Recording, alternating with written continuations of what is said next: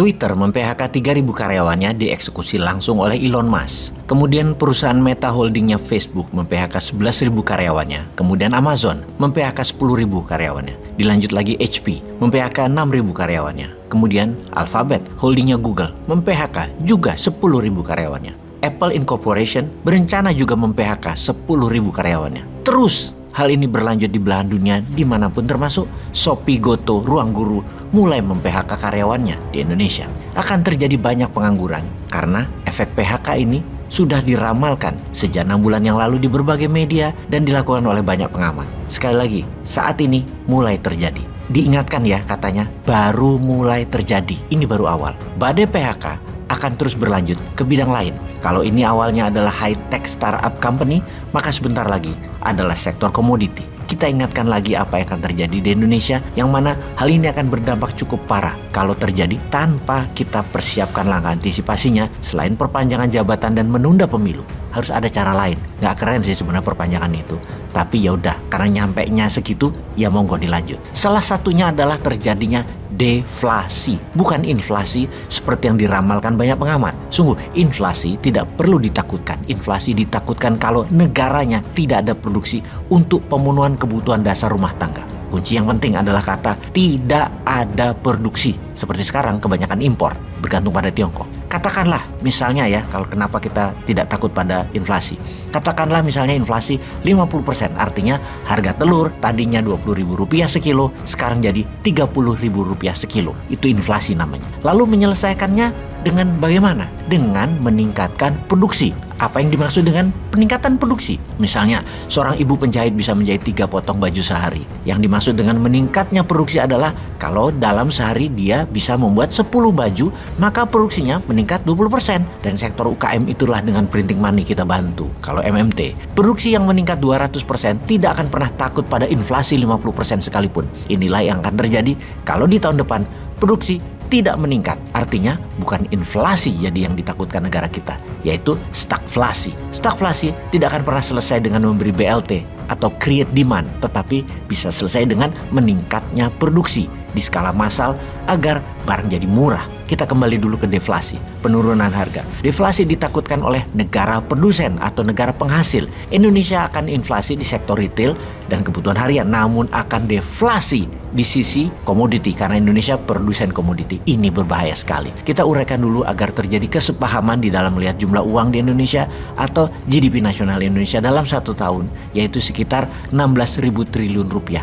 Yang 2.500 adalah APBN, yang 10.000 triliun adalah uang yang dipegang pengusaha besar atau para konglomerat, dan yang 3.500 triliun adalah uang beredar di kalangan UKM yang sejumlah 97% manusia Indonesia bergantung kepadanya. Sudah 7 presiden jaraknya ya begitu, ditambah jabatan 2 kali lagi ya juga akan begitu, karena mazhabnya sama, cara ngelola ekonominya sama. Yang beda mazhab aliran ekonominya yang paling telak hanya MMT-nya New Mind, di mana idealnya angka tersebut adalah 10.000 triliun APBN, 10.000 triliun rupiah adalah untuk oligar, dan 10.000 triliun rupiah untuk UKM. Koekonomi dibagi rata.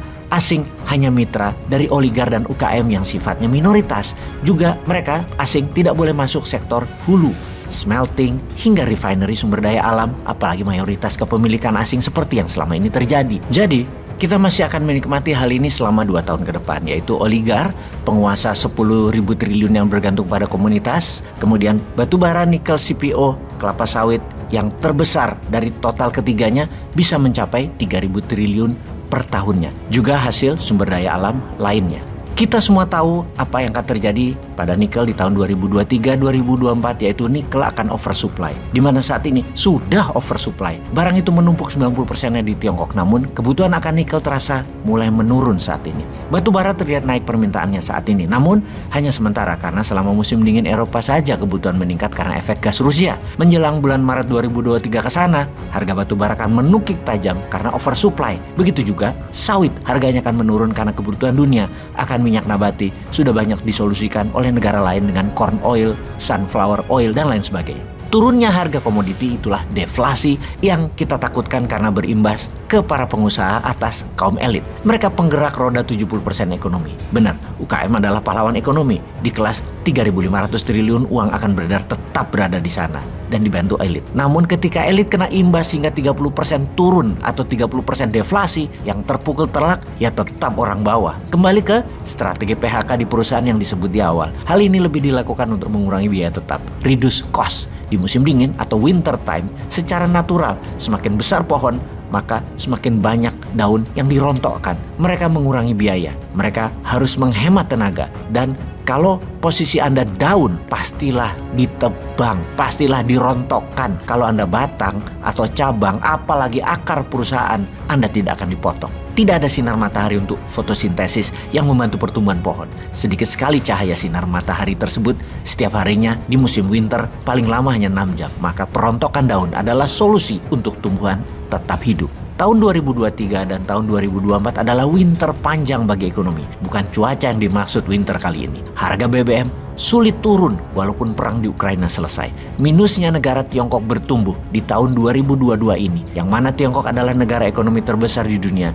Negara kakak tertuanya Indonesia. Yang Indonesia menggantungkan trading terbanyak dengan Tiongkok adalah hal yang perlu diwaspadai. Kedepan PHK akan terus bertambah. Berhematlah sahabat dan berani ambil peluang. Tahun 2024 untuk sesuatu yang baru harus dilakukan. Jangan biarkan tidak ada perubahan terjadi.